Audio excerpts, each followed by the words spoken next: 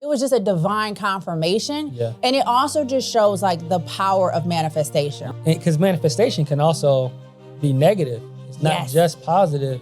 Come on. So it's like your ability to think, to bring something to life based on your thoughts, emotions, and actions. Yep. We all spend time trying to acquire all these things outside of ourselves. And the bossiest thing you can do is build yourself up. I understand I'm gonna attract the next set of things by being the absolute best version of myself. You have to be willing to become who you need to become to do it. That's why we went to the galaxy of manifestation, because you do have to think outside of this world. And the crazy part about going to outer space is really is inner space.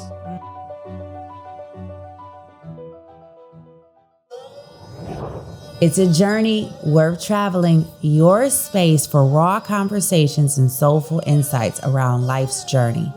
Let's explore. Welcome back to the podcast. My name is Catherine, storytelling and just taking y'all on these trips is absolutely a love of mine. J. Crew, thank you for coming back and rocking with your girl for another episode. Now, I hope that you are ready for this trip. Have y'all ever been to space before? Me either. But I said, you know what? We got to take the crew to the galaxy of manifestation, because anytime you're trying to manifest something, you got to think outside the box, right?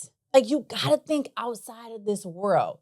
And so that is why we are going there. And I could not be more excited about who is taking us to infinity and beyond. Tour guide in this episode, I got Sebastian Jackson. He is a successful entrepreneur, podcaster, husband, father, just an overall dope visionary and human being. Oh, and ladies, before I forget, if you got a special man in your life, whether it be your daddy, your husband, your brother, a friend, this is the perfect episode to send to them, because Sebastian is all about empowering men when it comes to their self-care and their mental health. It is going to be a great trip. Now, let's launch off and head to this galaxy of manifestation. Thank you so much, Sebastian, for being here. Thank you, Catherine. I'm really excited to go to space. Yeah. Let's go. Me too. Here is what you need to know from me about Sebastian. So Sebastian is what I'd like to call a vision actionary. He is an individual who not only has a vision, but is able to put the work behind it to actualize it. And I admire what you're doing. I appreciate that.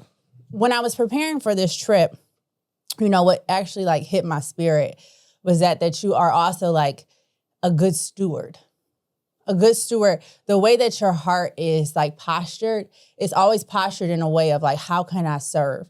How can I help my community? So I am looking forward to Sebastian bringing the vision actionary. I'm looking forward to him bringing just this authenticity and this genuine heart posture and care for people in his community on this trip today. Let's do it.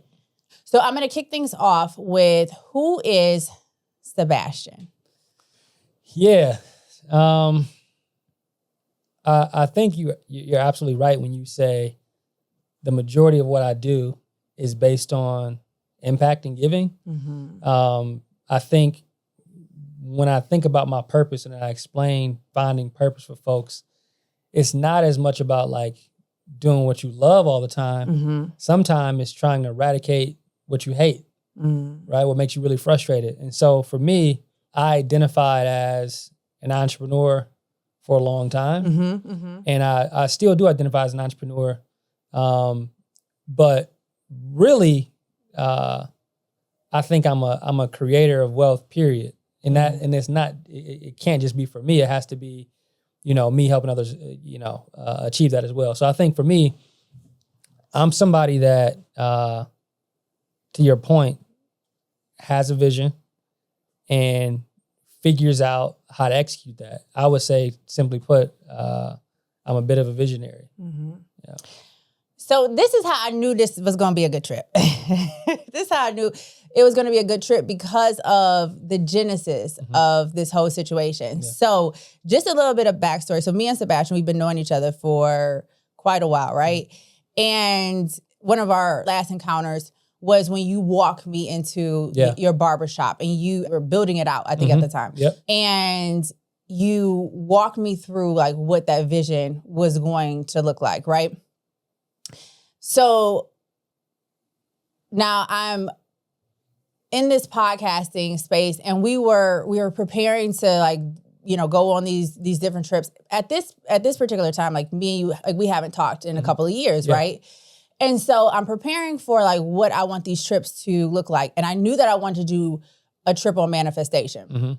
And it was crazy because it's like immediately when I was thinking about, okay, who do I want to take this trip with? You came to my spirit. Wow. And I didn't question it. I was like, okay, but I'm like, but God, like we haven't talked in like a couple of years, right? And so I'm like, okay, so I'm gonna have to cold call Sebastian like in October. That was my plan, right? And then we're doing pre-production and everything like that. And I get this text message. I get a text message, and it's pictures of this product line. And it's saying, hey, Kat, hope all is well. Hope we can chat soon. Sebastian. And I was just like, wow. Yeah. Like that was it was just a divine confirmation. And it also just shows like the power of manifestation, right? Like here it is. I wanted to take a trip with you on manifestation. Me and you hadn't talked in years. And then out of the blue, you reach out. And I didn't know that you attracted that. I thought, you know, I'm just trying to like let as many people know on my network as possible that this is coming, right? People that, you know, I think will get it and that have helped me in some way in the past. You know what I mean? Yeah. Just kind of like letting people know what I'm up to and checking on them, right? Yeah. But it was interesting that to hear that it was actually what you were working on that attracted that text message. And I think, you know, it goes both ways though. Like I think we were tracking, you know what I'm saying? Like in alignment, like you had something going on. I had something going on. Serendipity can be scary sometimes though. You know what I mean? Yeah. Like if you're praying for something or meditating on something and then it happens, you know, it could be, for me, it could be a little bit like, oh shit. Like, I'm like, it's just crazy sometimes. And I think it's crazy because it helps you understand what you actually are capable of. And maybe, right, if you've been manifesting these things, you should think bigger, right? Because like, if this was possible, what can I do, right? What can I not do? So that's been my experience. Like trying to continuously think bigger. And that's where I'm at now. We talked a bit earlier about kind of me shifting my identity a little bit. And we'll talk about it more. But, you know, you asked, who am I? I've been this entrepreneur. I've been a barber.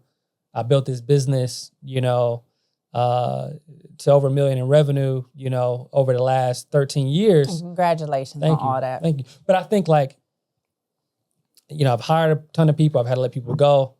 But that's not all of who I am. And thinking bigger now, taking the lessons I've learned over this last, you know, decade plus to think bigger because it's possible to manifest it, you know? So I want you to take me back to when I was in the barbershop. And I don't know, I feel like at the time, if I recall correctly, it was, I think you may have had like some things in there at that time. And you're walking me through like what this is intended to be. Can we start there? Can you walk us through what that looked like? So I had a very clear intention in 2012 when I launched the social club. And that intention was to do three things. One, create a space that barbers were proud to work. You know, as a barber, some of the barbershops in our community just aren't as professional as they could be, you know? And it doesn't allow for barbers to actually, you know, matriculate, make a career and grow in that space. And so that was the second mission. So number one, create a space that barbers are proud to work in. Number two, create a company where barbers could have a career and not just a hustle. And then number three, you know, can this space also impact community, you know? And we achieved those three things.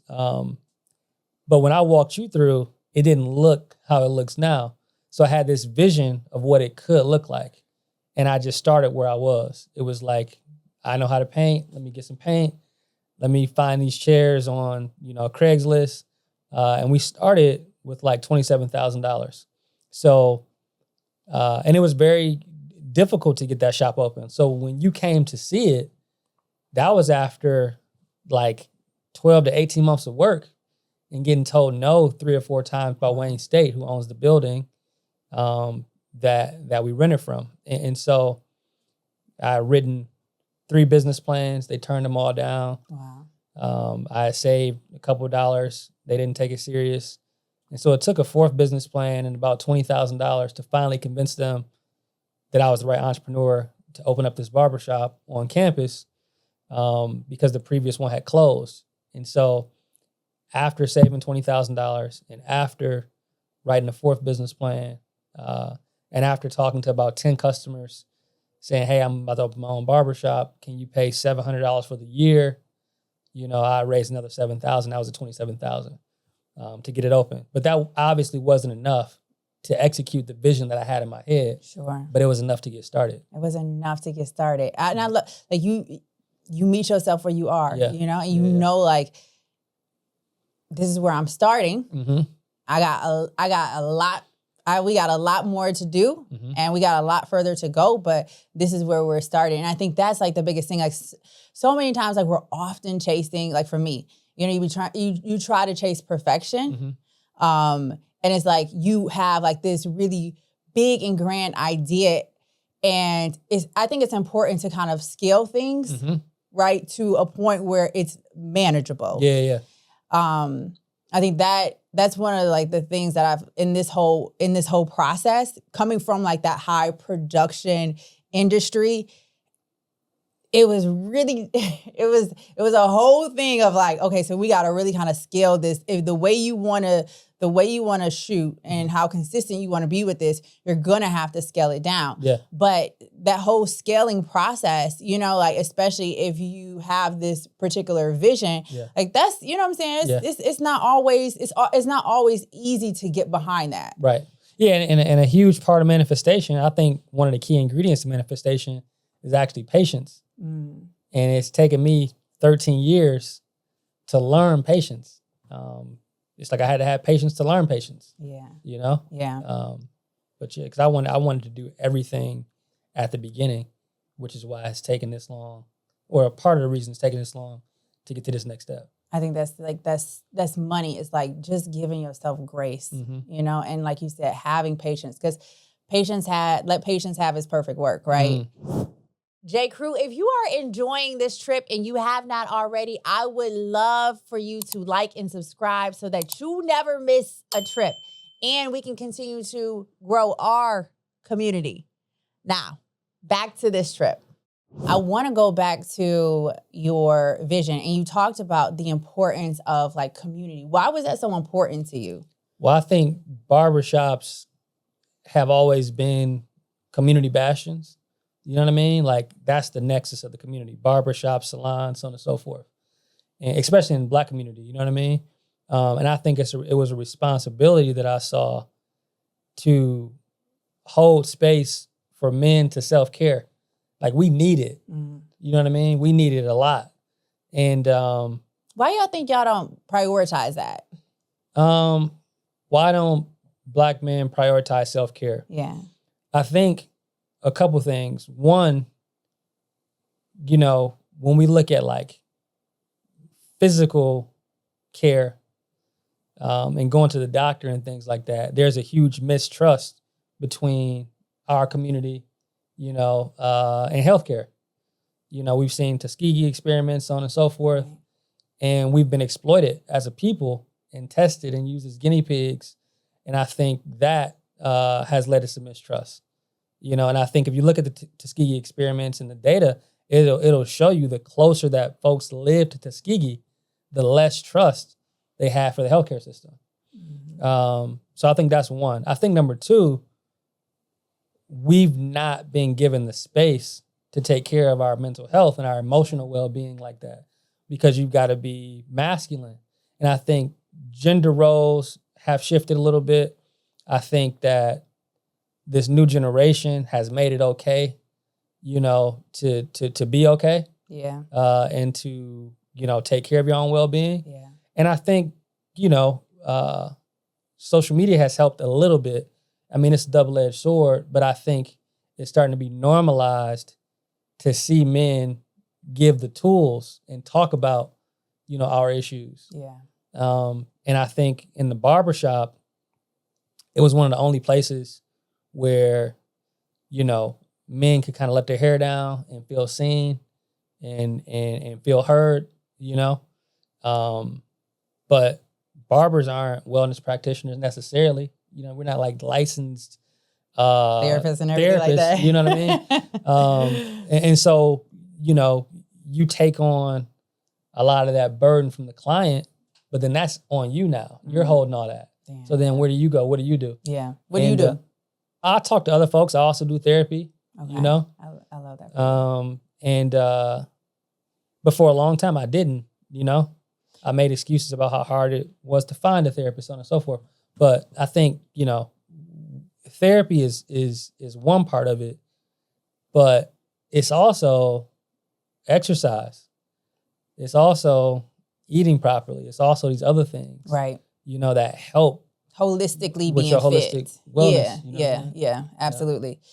So you were told no 4 times. Yeah. Like that had to be difficult to hear. What kept you like re-engaging, like knowing like I'm not giving up? Yeah, so I had a very clear vision and understanding that this opportunity would be a life-changing opportunity. You know what I mean? And Because you felt like it was your passion, or like just because you saw it? well, I had been doing it. So Okay. so I worked in a barbershop prior to owning it, and I was running it, you know what I mean? And the barbershop was pretty successful. But the owner was never there. So I was the one, Okay. Paying everybody out, so on and so forth. So I had the experience in actually operating a barbershop. And doing that, I really enjoyed it. But also I felt like I have this vision. This is a barbershop on campus. I think every college campus in America has this same issue of not knowing where to go, like the young men not knowing where to go to get a haircut. And I'm like, I think I could be the person to open up, the largest kind of college-focused barbershop. Sure. And that was the vision. Didn't know how I was going to execute it, but I thought like if I could get this one open and test this one, that will kind of jumpstart the rest of my life, And I think that was a bit of a mistake, but at the same time, I think I was right, Like in retrospect, I wouldn't recommend that other people approach it how I approached it. It was like all or nothing. And I don't think that's a healthy way to approach anything. You know what I mean? Listen, I'm an all-in kind of person too, so I get that. I was having this conversation with my therapist, and it's like, I think it's okay to be all in to something. It's just about what you're all into. Right. And you were all into something that you were passionate about. For sure. And I get like you got to like, again, going back to like having that balance and scaling things and everything like that. But it's like, if you weren't all into it, right? Mm-hmm. I'm told no 4 times. Yeah. If I'm not convicted, if I'm not all in, if I don't see this, if I don't know this, then what does that look like? Yeah. And I think, getting told no that first time, it was a bit heartbreaking. And then I had an idea, like figure out why they said no. I think that's the smartest thing that I did in this whole process was figure out why. Now, oftentimes, if you're talking to an investor or anybody, they just kind of say, we'll pass. And that's all the information they give you. Even if they do come back oftentimes and tell you why they said no, it's not necessarily true, But in Wayne State's case, credit to them, they explain why they said no. And for context, the first business plan was a nonprofit barbershop. Okay. Where we wanted to partner with different nonprofits. And That is so admirable though. right. And then we wanted to incentivize students to provide basically we wanted to incentivize students to volunteer. Okay. If they volunteered, they would get free haircuts. That business model didn't work. It just didn't make sense, And they explained that. And so I came back with another business plan showing that all these nonprofits would agree to like help us raise money, so on and so forth, and we actually would partner with them. I thought that would solve the problem. They said no to that. Went back a third time with an actual plan, you know, showing we're going to cut here, students are going to pay money, very simple business model. They said no to that. And then the fourth one was, here's $27,000, like take it or leave it. And they said yes. So yeah, it took almost 2 years and 3 no's to get to a yes. What did that teach you about yourself? Oh, that I'm incredibly persistent, for sure. Yeah, and that like, that. Persistence is key. And I think I learned that around 15 years old, but hadn't applied it from 15 to like 23 or something like that. What was that 15-year-old experience? It was basketball. It was like pursuing college basketball. Okay. You know what I mean? And starting to get recruited by all these schools. Yeah, you know? the Jackson's good play ball. Yeah. That's actually how we met each other. It's Sebastian's brother, Sean. Yeah. It was my brother's coach. Yep. And so that's how we met. Yeah. So yeah, basketball taught me a lot, and just that persistence and kind of creating a process. So what happened was when I started to get recruited, I would get letters from like the Morehouses and, you know, Michigans and stuff like that. You know what I mean? But then it was like, well, I want to talk to Duke, and I want to talk to North Carolina, and I want to talk to these other institutions as well. And so once I learned the process, the recruiting process, I created my own kind of like press kit. Okay. And would send it out to these different schools. I love that. It's like, if you're not recruiting me, I'm going to get on your radar. I love that. And they started to write back. So that was a lesson at 15, 16. Like, don't wait for things to happen. Make them happen, right? And so, and I learned that also as I look back in my life. I learned that at probably around 10 years old as well. Yeah. Right? Life doesn't just happen to you. You can make life happen. Right. Which is manifestation. Exactly. Because I think manifestation, like when you're doing it right, it's not just thinking something, right? Mm-hmm. It's seeing something, visualizing it, and then putting the work behind it to actualize it. Like, how am I going to bring this to fruition? But it's like one of those things like, I've seen it. Mm-hmm. I've seen it. So now when all these challenges start to happen, it's hard to unsee what you've already seen. Yeah. That's a challenging part of being a visionary or being able to manifest as well, because you can see the future and it's not here yet. And so your ability to practice patience helps you not sabotage, you know, actualizing, you know, that into reality. Because there is so much that you learn about yourself in that waiting room, right? Like in having the patience.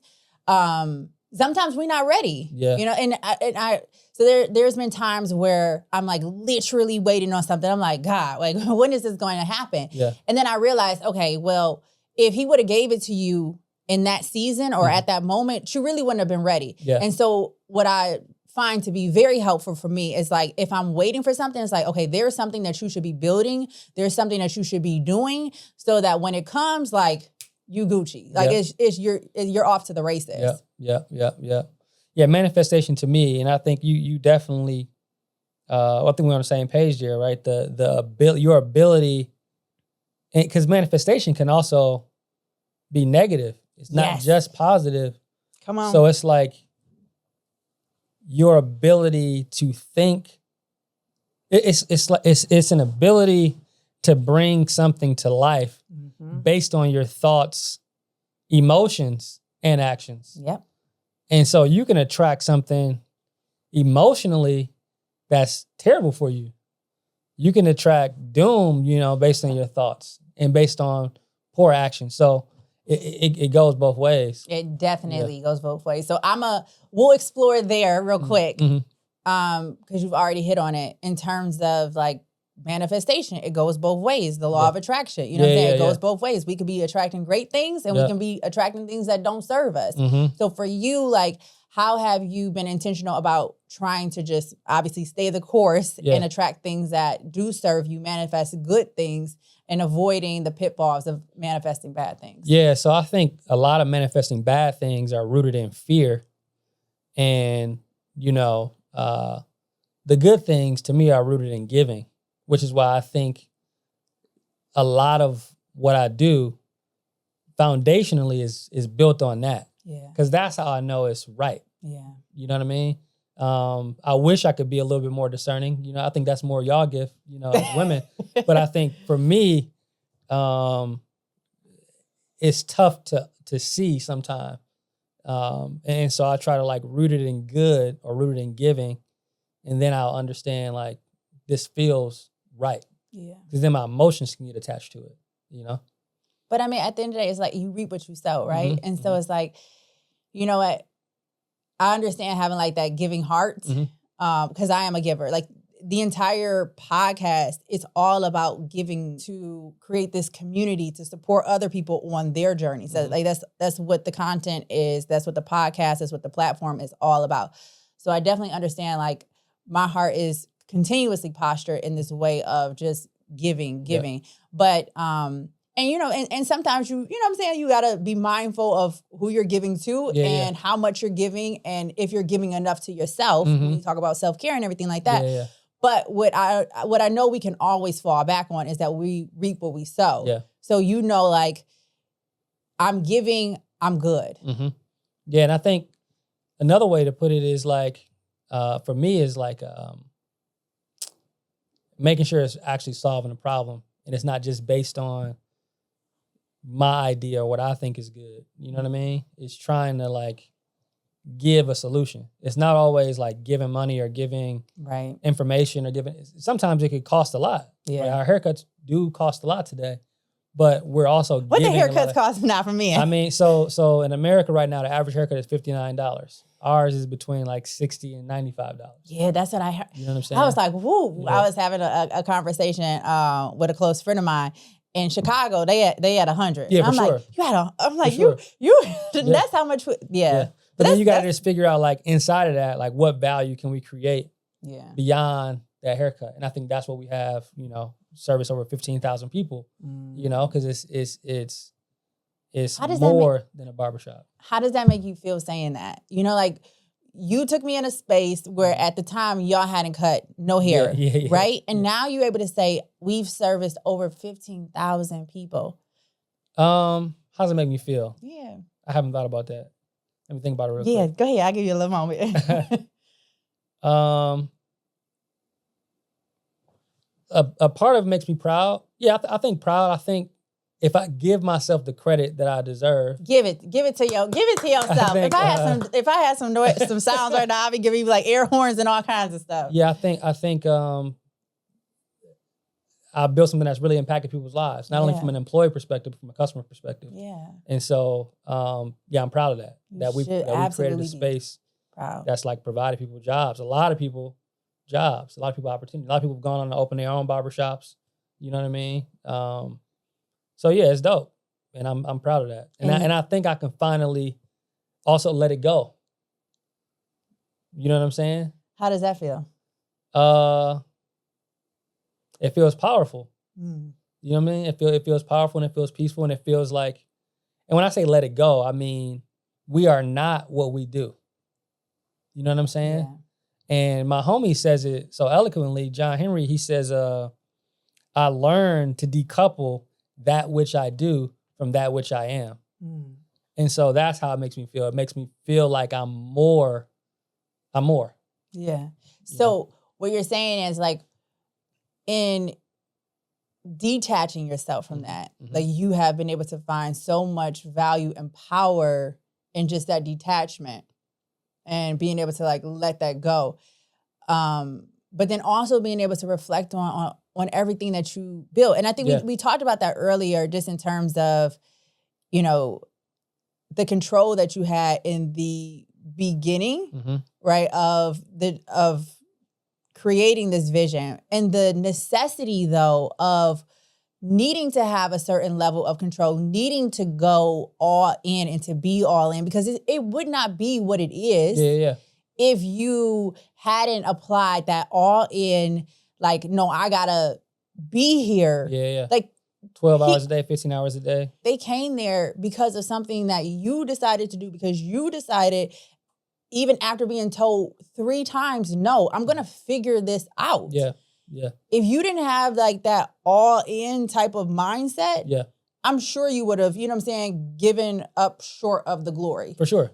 Yeah, and I think that's super powerful to know that that can come from within you. From you know within you, yeah. And I think like to manifest that world that is the social club, it just makes you wonder with the experience that I have now, like, what can I do next, you know? What is the importance of having a vision? Yeah, so I think we often hear the saying, seeing is believing. I think that's true, but I think it's a second part to it. And believing is seeing. So you'll see it when you believe it. It's also you'll believe it when you see it. Mm-hmm. And so you can't be what you don't see, you know? But once you do see that, you then have to believe that you can be that.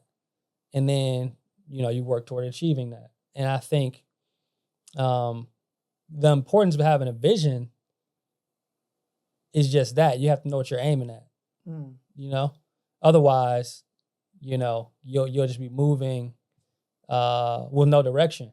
And you can waste a lot of time. Yeah. And, you know, I don't read the Bible a lot.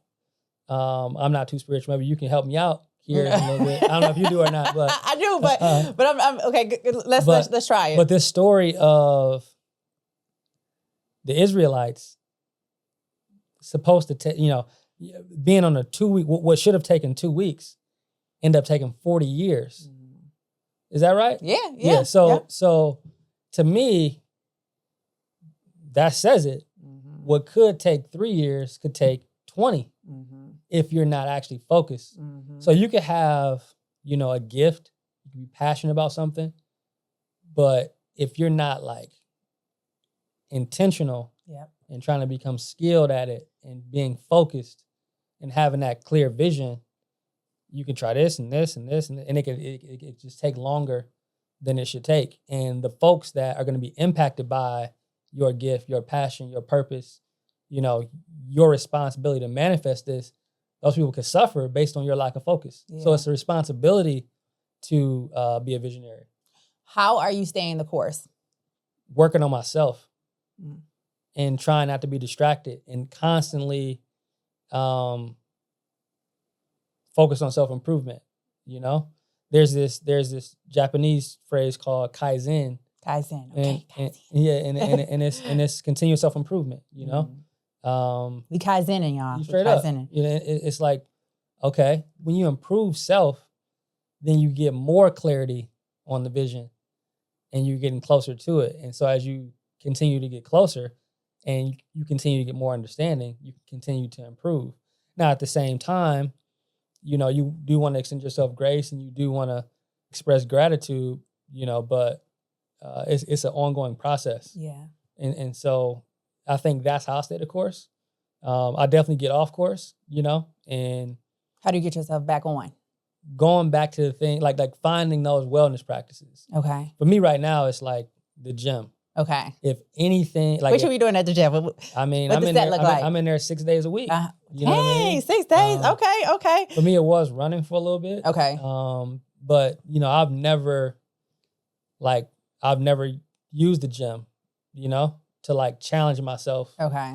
Mentally or physically, you know, or emotionally, and so I knew it would be a hard challenge, and so I started pursuing it, and I'm seeing change. You know what I mean? And that change comes with, you know, not only physical strength, but also mental strength, confidence, so on and so forth. Yep. And so, and if you can, you know, we all spend time trying to acquire all these things outside of ourselves. We spend so much time like on all this external stuff. Yeah. And the bossiest thing you can do is build yourself up. Yeah. The bossiest thing you can do is build yourself up. I love that. So like a part of this process is me understanding, okay, over the last 13 years, I attracted all these things by doing this, that, or the other. And so now it's like, I understand I'm going to attract the next set of things by being the absolute best version of myself. And the test is my physical body, you know? Because I think that, again, that's what I have to live in. That's what so what am I eating? What am I drinking? How much rest am I getting? It's the self-care journey, you know? Yeah. I've got to take care of myself. And I can't be the best for others if I'm not the best for myself. Yeah. You know what I mean? I know, really. You know, like, I remember the first time I heard the safety rules on the airplane, it sounds selfish. Put on your mask before you help someone put on theirs. But there's no way that I can help someone else if I have not helped myself first. Like, how can I give you the best of me if I'm not even giving myself the best of me? That's all it is, right? It comes down to like love, right? Yeah. Like this idea of your cup being full is a real thing. If your cup is not full, if you have a third of a cup and you're trying to pour into others, you're going to run out of water. Like, exactly. Right? And so filling yours up looks like, where are you at on the actualization of optimal wellness? And there's 7 elements of wellness. It's physical, mental, spiritual, emotional, social, educational or intellectual, financial. You know? And so, like, how can you be in the best shape of your life in all 7 areas? Because without that, you know, it's going to be difficult to be that for anybody else. Absolutely. You know? Absolutely. Yeah. Absolutely. You start with this barbershop, and now this barbershop has expanded into just this brand in itself, right? And you have created all these different opportunities to attach yourself to some really huge organizations. Did you envision that? Like, I can't say I did envision that, but I do know year 3 of the social club, when we started doing shop talk, when we did our first shop talk, you know, the panel discussion, we might have had 5 or 6 panelists. And I thought, wow, we can have anybody in those chairs. And the idea was, we're going to do a panel discussion in the barbershop. The panelists will get a haircut while they're telling their stories. It's going to be like a TED Talk in the barbershop. And so when we did the first one and we saw the audience in the room and we saw them getting information, it just felt right. It was that emotional pull. So you have the thought first, then there's that emotional pull, and then there's the action. yeah. And I think after the action is kind of like a little bit of validation. Yeah. And it kind of goes back to that emotion. And you continue to kind of chase that feeling. And when I felt that, I realized, like, wow, anybody can be in this chair. So the cycle started over. Okay. It went from thought to emotion to action to execution or manifestation to then thought again, where it was like, wow, how big could this be? Yeah. Where should we take this? Yeah. Like, it should be this person sitting in the chair and this person and this person. And so I didn't know that we'd be working with large organizations or like how we would, get in contact with these folks. But I definitely knew it was something that was special and would be big. That's kind of the formula, to manifest. You got to cultivate that optimism and that discipline, and that patience. I agree. Because you don't know how it's going to come. You don't know how, you don't, and you just have to be open. Yeah. Because that's the thing. It's like going back to the law of attraction, right? Like, I'm manifesting it, and so I need to be open to the different vehicles that God may have for me, right? Like, I need to be open to that. I don't need to be closed-minded to that. Mm-hmm. And I think, to your point, it does have to do with fear and just kind of us potentially like seeing something a certain way, and now this other thing is unfamiliar, right? And just as human beings, from a survival standpoint, we are constantly attracted to what is familiar, what is known to us. Yeah. That's how we've been able to survive all these years, is because we know how to get back home. Right. So it's like, going into uncharted territories, leaving the land of familiar and taking these different risks. It's a scary space. Yeah. But it's like, if you've seen it and just being open to what all can happen and just knowing that you deserve it, and you're worth it. Again, it really comes down to, like, how whole are you yourself? What do you think of yourself? Yeah. All this stuff, like not being open to it and like blocking your blessing. That's really what you're doing. You're blocking your blessing. Yeah. And I think the more, the faster we can get in tune with ourselves, Yeah. you know, the faster we'll attract what's for us. Yes. You can't attract what's for you if you're not you. Yeah. And because you're not gonna have the clarity, you're not gonna have the vision, you're not gonna have all these things that come from the process of becoming well. And we've dealt with so much trauma growing up.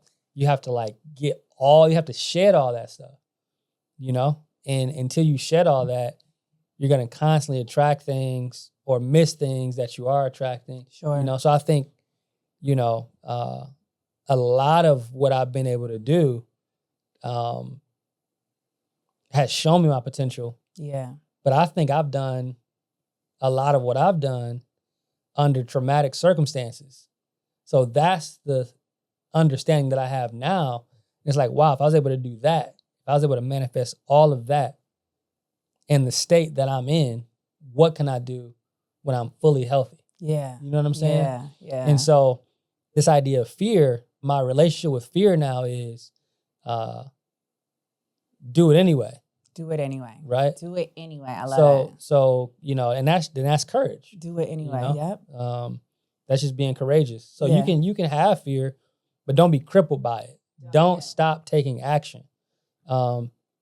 If you fear something, lean into that. Yeah. And do it anyway. And override it with your truth. Yeah. Override whatever that fear is with truth. Mm-hmm. Like truth that you got it. You know you have it because you, number one, you have the power inside of you. But the great thing when you have prior experiences is like, I've been here before. Right. Like I've literally been here before. I know I have the strength. I know I have the capacity. Yeah. I know I have the bandwidth ultimately to be able to push me forward into this next season. So let me just continue. Let me just continue on. Yeah, you have to be willing to grow. It's a willingness to grow. And growth can be painful, you know? It can be uncomfortable. It can be uncomfortable, right? So let's look at the gym as an analogy. Like when you're going into the gym or you're running, that can be painful. Yeah. You know, when you're lifting weights, that can be painful. What's happening though is your muscle is actually growing. Yeah. It's getting ripped apart and it's growing back stronger. And I think, you know, a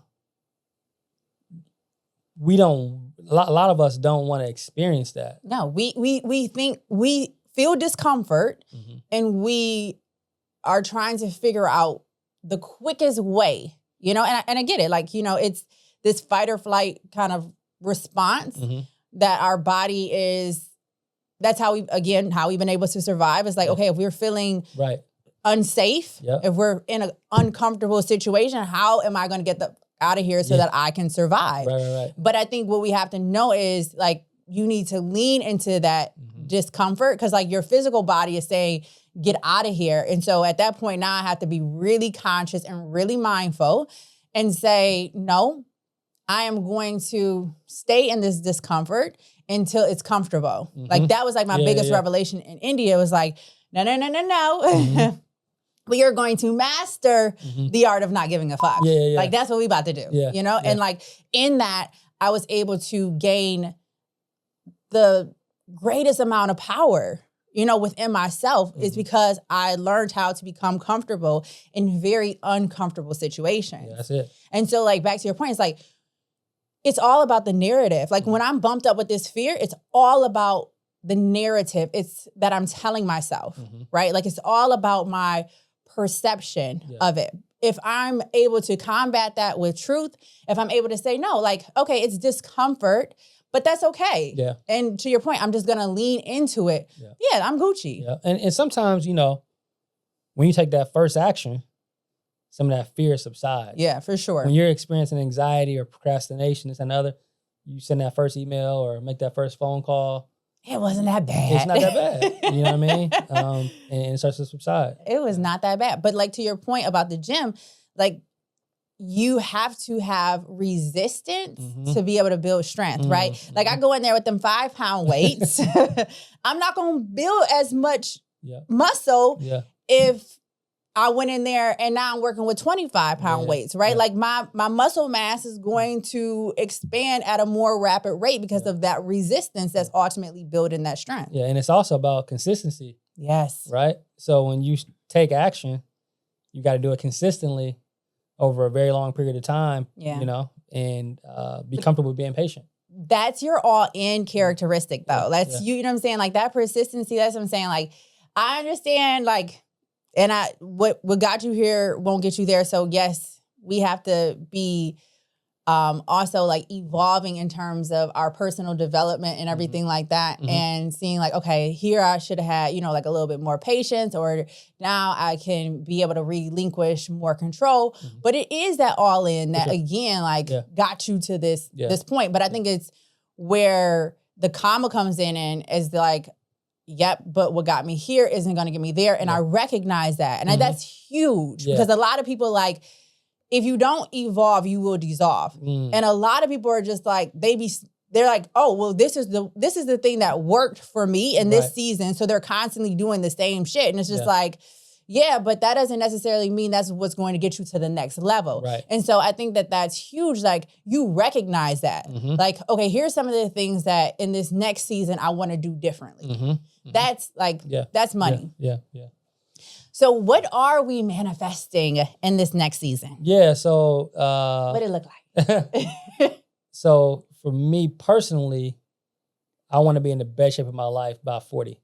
Okay. I made that decision at 35. Okay. And that's not just physical. That means like where am I at emotionally, where am I at financially, so on and so forth. Those 7 elements of wellness. Want to be the best version of myself to date. Yeah. And then continue to improve, right? Kaizen every year after. Kaizen. And that might, you know, look like more travel, right? How do I become more spiritually grounded? And I'm trying to like, you know, use my social group to really understand some of their experiences and some of the folks that, you know, I really fuck with, like how, you know, have you evolved into this person? What did you do? So I'm hearing from you, like travel was huge. Travel was huge. And so, you know, adding that to it, the gym, like I talked about, eating, you know, better. You know, we grew up a certain way. We did. You know, in our culture, and it's like a lot of that shit's not good for us. You know, we're killing ourselves in a lot of ways, and like for sure. That's a difficult stronghold to get over. Yeah. You know, a whole new education. But all that, you know, I said I had to say, like, I'm on this mission of, you know, helping Black men specifically live better lives through better self-care. And I have to be an example of that for myself first. Yeah. You know, and then in that, you know, we've created these products. So I've leveraged the expertise of hair care and skincare in our barbershops to launch a new range of products called St. Martin. Yes. And we learned about this character, St. Martin de Porres, born in Lima, Peru in the 1500s. Okay. And I love this. I mean, you know, this is a real life story, and I love it though. Yeah. So before becoming a patron saint, he was a barber, and when we found this story, we thought the serendipity of, you know, my background and the mission of the brand, we thought it was really important to name it after him. And then there's a Detroit connection, right? St. Martin de Porres, the high school. But, you know, we're building a global men's wellness brand focused on hair care and skincare, and that's what's next. That's what's next. Okay, so now that's a great time to transition into the product line. So I'm going to grab it for you. So walk us through this product line. Yeah. So we're launching with hair care. We wanted to go a little more gender neutral as far as scents. Okay. You know what I mean? We realized, like, we were frustrated by, like, men's grooming brands being so masculine and so serious. And we wanted to give men permission to self-care anywhere without apology. Ooh, I love that. Self-care anywhere without apology. Yeah, because, like, you know, again, like I mentioned, unapologetic as fuck right? With this brand. You know, one of the things that, you know, I noticed is that, like, we only feel comfortable, you know, letting our hair down in the barbershop. And that shouldn't be the case, right? We should be able to have these conversations. We should be able to, talk to each other. We should be able to, take care of ourselves, and self-care. But yeah, so it took us about 18 months to develop this range of products. Okay. That's the shampoo. That's the conditioner. And this is a hydrating range. So one of the problems that we identified was, for Black men's hair, for curly, coily hair, and melanated skin, there's a lot of products on the market that either moisturize the hair and dry out the scalp or moisturize the scalp and dry out our hair. Okay. And so we developed a line formulated out of Australia that does both. It moisturizes the scalp. Be formulated out of Australia. Okay, the Aussies. This package got a little messed up. This is my favorite product. Okay. The scalp oil. Okay, what am I smelling in this? So that's going to be a little bit of... Oh, I love this. It's going to be a little bit of kind of jojoba oil, argan oil. We had to change the color a little bit, so we were going for like a clear formulation. But we dialed up the jojoba oil, the argan oil. Oh, I love this color. And all the different essential oils. So it came out that golden, and we just kept it. And what that does is that really moisturizes the scalp. So you're putting that on at night, you're letting it stay in your hair overnight, and it's really going to moisturize the scalp and allow those hair follicles to promote, you're promoting growth with that product. Yeah, no, this is great. I love this. I love this. And then this is our face cleanser, our beard cream. Again, the packaging is incredible.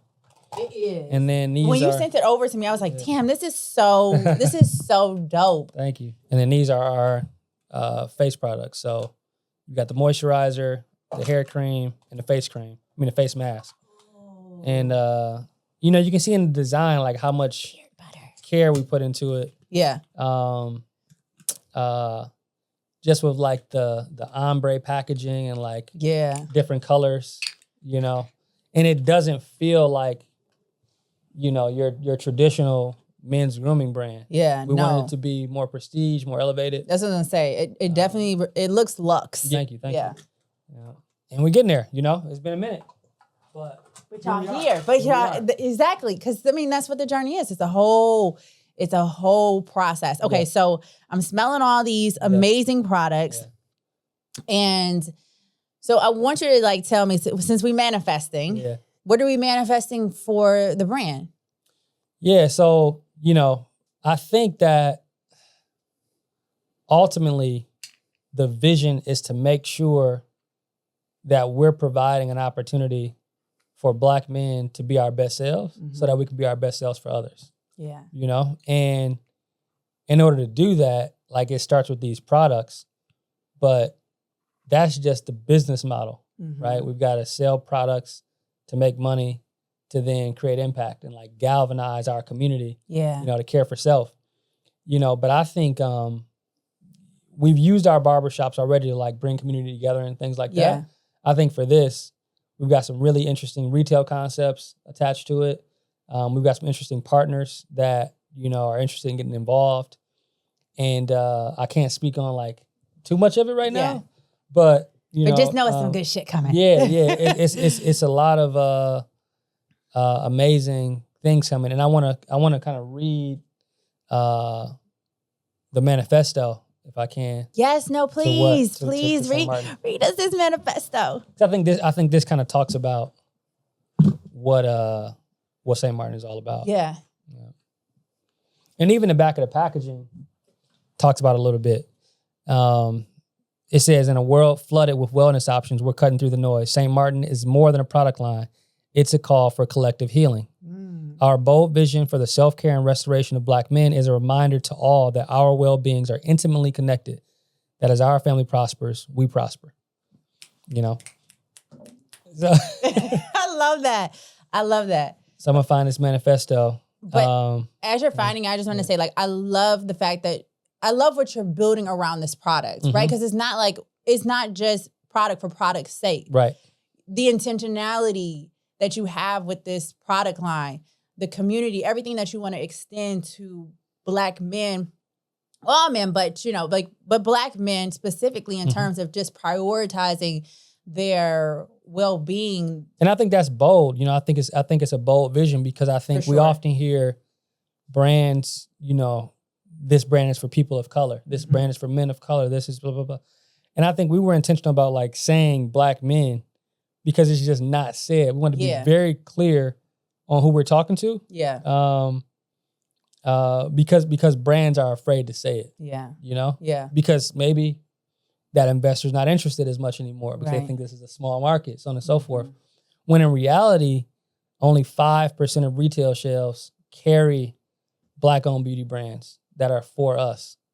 And we receive, a fraction of venture dollars. We all know that story. But what's crazy is Black beauty brands do 89 times more revenue than non-Black beauty brands. And so when we thought about like building this brand, it's like, what do we do best? Obviously, our barbershops are for everybody and they service everybody. Yeah. It's probably 50% Black men to like 50%, everyone else. So you've got this kind of 3A through 4C curly, coily hair customer, but then you have, the straight and wavy customer as well. And we spent a lot of time thinking about like, do we want to try to be everything to everybody? Yeah. And the answer was no. We're going to do what we're best at, and this brand is, for me and what I needed, you know what I mean? That kind of permission. I think that's the amazing thing about having a vision, right? Because I have something I have something to hold on to. Yeah. I have something that is always going to be my compass and guide me home. Yeah. Because I just know like what the intention is. I know where my heart is postured at. Like that's the power of just having a vision. It serves as this amazing compass. Yeah. Yeah. Okay. Here's the manifesto. This is for the audacious, for those who dare to shape culture and in all things dare to be whole, mind, body, and spirit. This is where Black men come to be celebrated. This is where the mind comes to flourish, where we meet intellect with intention. This is where the body comes to prosper, where we enrich melanin with eminence. This is where the spirit comes to heal, where we reward resilience with restoration. Gone are the days of compromise. This is for those who honor the many, both in the world and themselves, past, present, and future. Here, health is wealth and prosperity is power. This is where care meets culture. Welcome to St. Martin. That's not like a whole prayer. Yeah. I love that. I want to, yes, Jesus. Amen. Amen. Like it really, that is, that's amazing. That's amazing, Sebastian. But that's what this is all about. It's about restoration. Yeah. Because we were born whole, and then along the way, the world was cruel to us. Yeah. And I think this brand, for me, is a personal journey toward restoration, but also, a tool to help us restore, our community. I think the world will be better for it. Yeah. Get you some St. Martins to help restore your soul. Period. I only see big things for this brand. Thank you. And I'm so incredibly excited to see what is to come in your next season. I know it is going to be huge. Yeah. And again, it goes back to what I said earlier. It's the way you think about community, the way you think about Black men, and the fact that you are extremely unapologetic about that. It's like, no, this is for us. Yeah, straight up. And I'm relentless in saying that. Yeah. And I'm okay with that, and I'm and okay with everything that comes with it.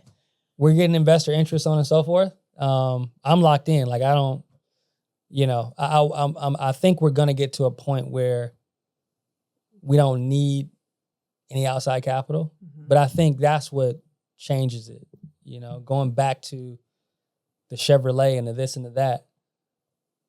Again, when you start looking externally, you can get distracted. Yeah. You can get off course. So, staying on course, you got to look within first. You got to look. So that's how we're staying on course. We're looking within. And I think like going even more practical, writing things down. Yeah. And as an example, you might write down what you're passionate about. Sure. Write a list of those things. You might write down how you can, and this is getting into like Ikigai, which is a Japanese theory. I haven't read the book yet, but you like your Japanese, huh? I do, because Eastern culture, I think, is a little different. Really, yeah, for sure. And so, it speaks about this idea of, purpose, passion. It talks about how to find your purpose.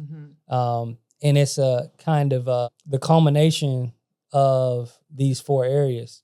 Your passion, your vocation, your profession, and what you really kind of enjoy doing. When you can put those things together, you can find that purpose in the middle of it. Yeah. And I think we often get asked, like, how do you find your purpose? And again, for me, it's like in giving. You can execute a lot of things against that. Like, this isn't my purpose. Product isn't my purpose. Haircuts aren't my purpose. That's what I do. It was a vehicle. But it's a vehicle Yeah. to fulfill that purpose. Yeah. And so, if you can take the time to write those things down and then start to kind of delete, or try to make those connections, that could be a good way to like find your purpose. No, absolutely. And then start working on, executing that and manifesting. I think that's a good place to start. And you have to like write these things down. And then the last thing I'll say about this is like finding people that have done it. Like, think really big. Your idea, your vision should scare you. Yes. Yes. It should scare if you. it doesn't scare you, then it's not big enough. Right. Like, I was just having this conversation with my homegirl. She she applied for this franchise and she got the approval letter and she called me and I was like, how are you feeling? And she was like, I'm nervous. Yeah. I'm like, good. Like, if you weren't nervous as fuck, then it wasn't, you know what I'm saying? It's not big enough. It's not big enough. Your dreams should absolutely scare you. Yep. And so, and then we talked about when you do experience that fear, don't stop. Don't stop. Right? Don't be paralyzed by it. You have to embrace it. You have to have that courage. But that's an indicator that like it is big enough. But once you experience that fear, try to think even bigger. Yeah. And to the point where it's ridiculous and you might not even believe you can do it. Yeah. But then try to identify people that have done it. Yeah. And reach out to them. I found I love that like people are willing to talk. People are willing to help. And if you have the right intention, I feel like some people can feel that. Yeah. And be relentless in that pursuit of like reaching out to people. If you walk past a building that you think is dope, like start asking yourself, like, who owns this building? Yeah. Or like, whatever it is, start to think about who or how, because it's already like somebody manifested that. Going back to what you said in terms of like just reaching out and being relentless in that pursuit.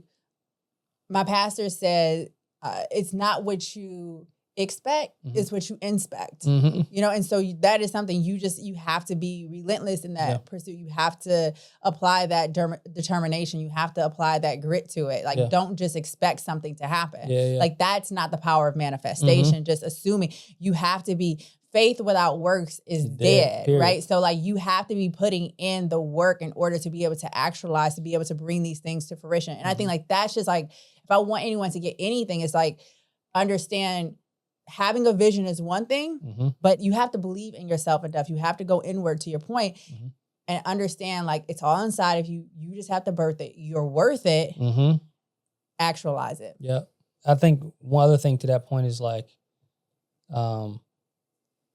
for those out there, like, that are going to take this journey toward manifestation, in the beginning, you might have some support when you share your idea and when you start taking action. But don't be discouraged if you don't have that support, or you have people legit saying it won't happen or you can't do it. Try to find your tribe. Try to find people that like will support you. But you often, I think, will have to figure out like how to do it alone. Yeah. You know, and don't worry about that, right? People will try to kill your idea. Yeah. People will try to kill, what you're trying to manifest. That's something I really do admire about you. When I thought about, you took me into a space that you were building out.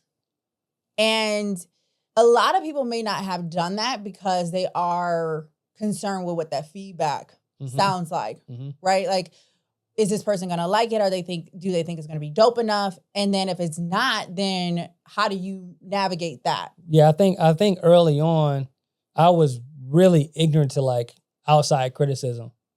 I learned to be aware of criticism. You know what I mean? The same way you can start believing your hype, you can start believing people shitting on you. Yeah. And I don't think either one of them is healthy. You know what I'm saying? It cannot be external. Yeah. You know what I mean? Yeah. You got to be the shit to yourself. Yes. Be the shit to yourself. And so I think back then that was the case, and that's the case now. In the middle, it got a little weird. You know what I mean? But I think Ye says it, not to quote Ye too much, but he says if you're around people that act like you aren't who you are, you'll forget who you are. And I think when you're manifesting and you're pouring out the greatness inside of you, it's going to rub some people the wrong way. And they're going to do their best to try to bring you to their level. Yeah. Make themselves more comfortable by tearing you down. And sometimes for those of us that are manifesting, you're doing it so lonely, you can feel like you're a little bit crazy. Yeah.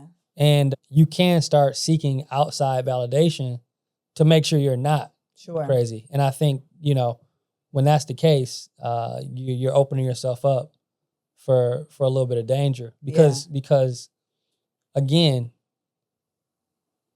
your confidence, your self-belief, everybody's not as evolved. Everybody hasn't gone through that process. And so, they can feel threatened by that and uncomfortable by that.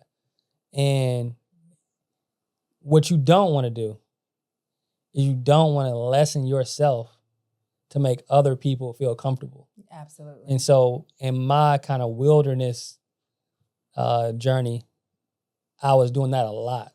I was dimming my light to make other people feel comfortable. And it's over for that. Yeah. Yeah. I love that for you. Yeah. I love that for you. When you were talking, so I was in church this Sunday. And one of the analogies that was given was just in regards to egos and the characteristics of egos and like how they navigate the world in terms of the altitude that they have to soar at.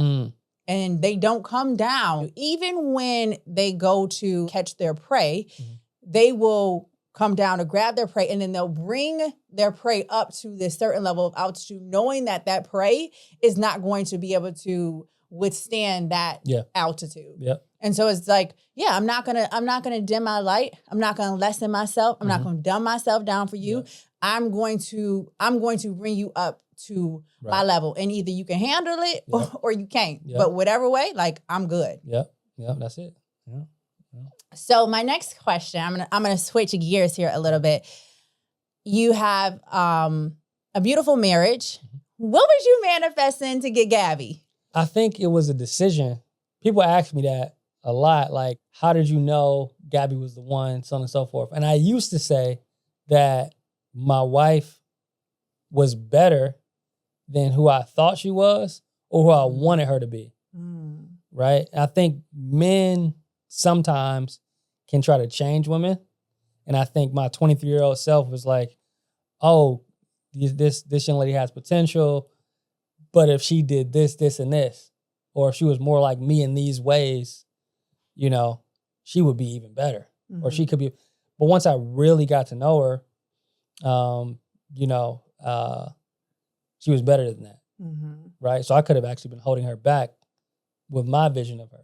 You know what I'm saying? Yeah. Ooh, that's a word. Yeah. That's a word. Yeah. That's a word. And I think, but now And I think that's all true, but I think what I've learned now is like, it's a decision. Yeah. And it's a decision every day. Yeah. You know? Yeah. And it's a decision that she made as well. Yeah. And she makes that decision every day. Funny enough, we got married at 23 and 22. We had our daughter at 24 and she was 23, so a year later. But neither one of us were ready to get married. Like we weren't. We talk about it now. Like I asked the question prematurely. She said yes prematurely. And on her end, she talked about it as being courageous. She said she just trusted me and said yes and was being courageous. I don't recommend anybody gets married at 23 or 22 years old. And I say that because you're not a fully evolved adult. You haven't been through much. And that's such an important ingredient to marriage, just like anything.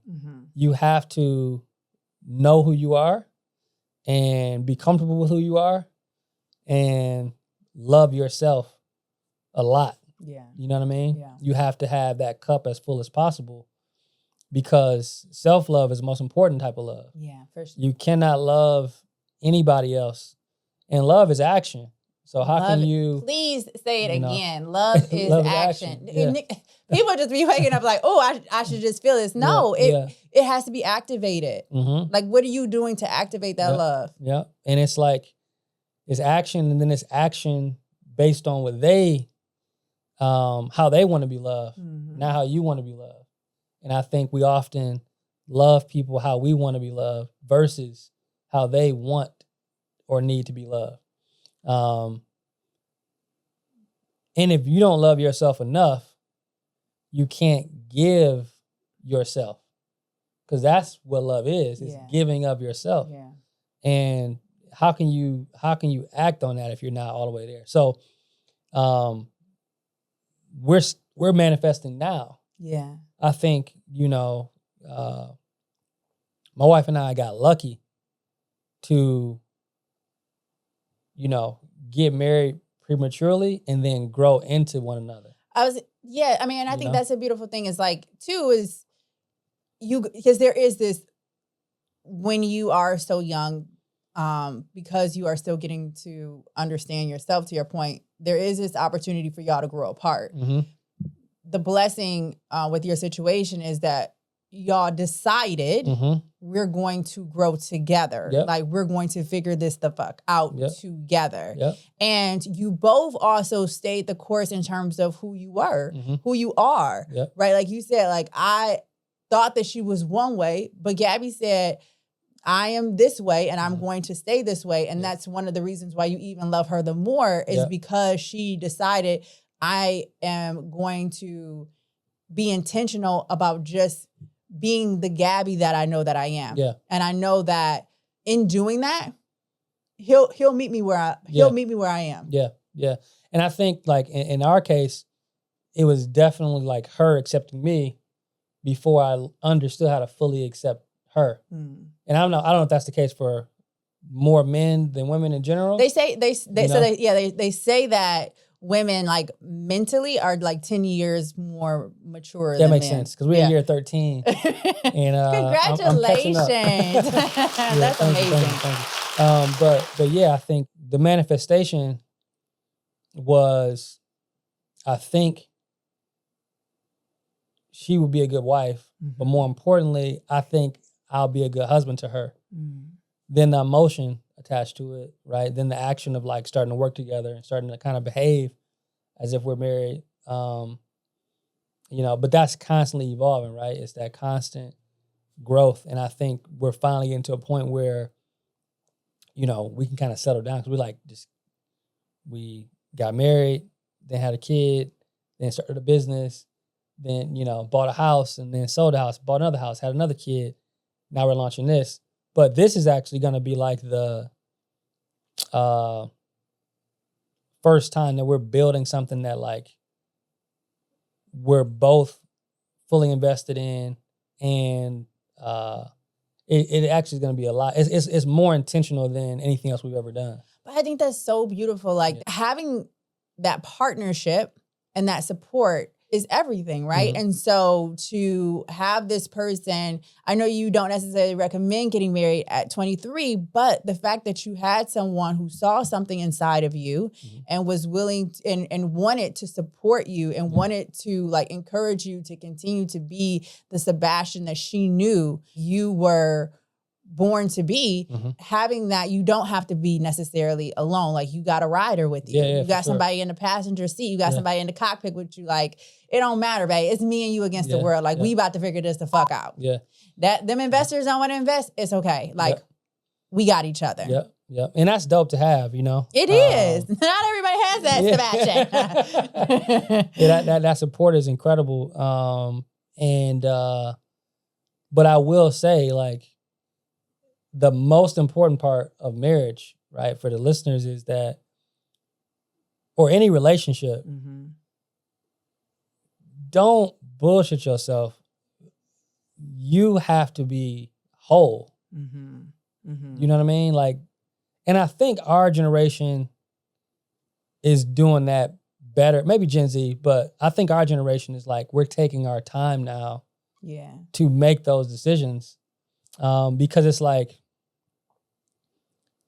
these are lifelong decisions, and you can seriously hurt people, including yourself, if, you know, you've not done the work on yourself. It really is two whole individuals deciding to work together, you know, to fulfill their mission in life, you know, and doing that together and supporting one another. But if you got one almost full individual, one person that's not full at all, shit's gonna get fucked up. Yeah, it's conflicting as fuck. I Yeah. definitely get that. And one of the trips that we took was going to the island of self-discovery. Mhm. And I did this with my therapist. Mm. And I mean, I couldn't agree with you more just in terms of the importance of knowing oneself Mhm. and having and being open to what that exploration looks like and being open to the constant evolution of what that exploration looks like. Yeah. But again, to your point, like I cannot extend anything in a true like substantive form if I don't know myself. Like I can't tell you how to love me if I don't know how to love myself. For sure. Yeah. So. Yeah. That's it. And that's what the whole part is, right? Is there self-love? Have you experienced self-love? Do you love yourself? Yeah. Do you know how to love yourself? You know, we've gone through that where I'll be doing well, she'll be a little bit salty because she doesn't have her thing, or, you know, maybe I'm doing too much of my thing and like relying too much on her supporting me, you know? So it's like, I've got to support her, you know, finding that, you know, or growing in that way, you know, and continuing to evolve, you know? So I think that's important, right? Like, if there are two people that love themselves, know how to love themselves, know how to communicate, you know, the type of love they need, those are ingredients for a successful marriage. For sure. You know, that'll last. And then just being committed and deciding, like, you know, we're locked in. We in this. We're gonna figure it out. We're gonna You know figure it what I out. mean? Yeah, for sure. For sure. Mm. So you just talked about self-love, the importance of self-love. Let me ask you, why is your journey worth traveling? That's a really good question. I've never been asked that question before. Ooh, okay. Yeah. So I think just from a technical perspective, I know I'm worthy in general because I exist. Yep. So let's start there. Number two, I've seen the impact that I've made on other folks' lives. Mm-hmm. And I know I've made that impact. 15,000 plus. I know I've made that impact, you know, under duress, you know? And as I start to understand what it looks like and what it feels like to be free, I think I'm going to make even more impact, and that impact is even more intentional. And that's why everything has been worth it, journey because it's really taught me to love myself, how to love myself, not accept anything less from anybody else. As well. And so, I mean, my journey is worth traveling because I love myself. Yeah. No, I love that. I love that. This has been an incredible trip going to the galaxy of manifestation. And I thank you so much for tour guiding this with me, with all of your experiences, your openness, your transparency. If we're talking to, as a vision actionary, we're talking to the community, we're talking to J. Crew, and we're finding people who may not understand the power of manifestation, or maybe they just don't necessarily understand like what it is to have a vision, the importance of actualizing that vision. What are we saying to encourage them to stay the course or to be open to manifestation? Yeah. I think imagination is incredibly important. And that's where my vision starts. It starts with an imagination. It starts with my imagination. What if, or it would be dope if, blah, blah, blah, blah, blah. And then I realized like, oh, I actually could do it. Yeah. You know what I mean? So the idea is just a what if statement, Then the belief comes in where it's like, I could be the one to do it. Yeah. And that's the thought you have to start cultivating. Hold on to it. Yeah. You know what I mean? Like, don't let that just be a fleeting thought. Yeah.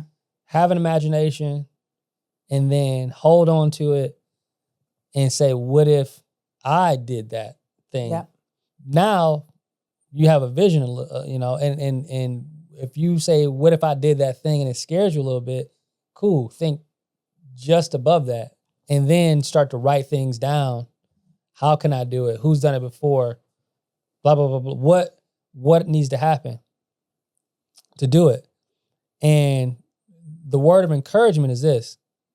You can do whatever it is you want to do. Yep. But you have to be willing to become who you need to become to do it. So it's not about doing the thing. It's about becoming the thing. Yes. You can have who you are. Mm-hmm. Yeah, I love that. You can have who you are. And that's negative and positive. Yeah. You're going to have who you are. Who you are.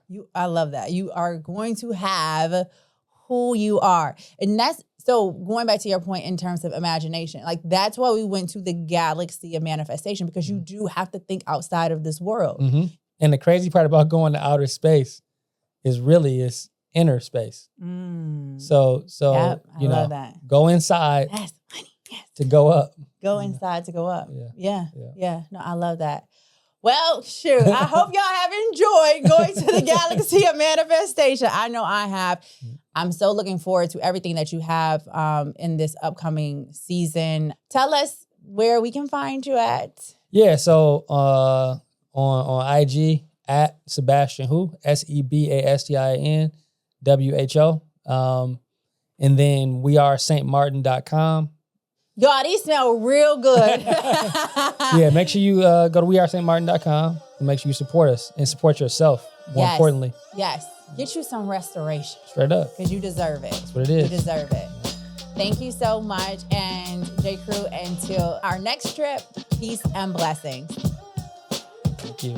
Thanks, Sebastian. That was really great. This is fun. That was really great. All right.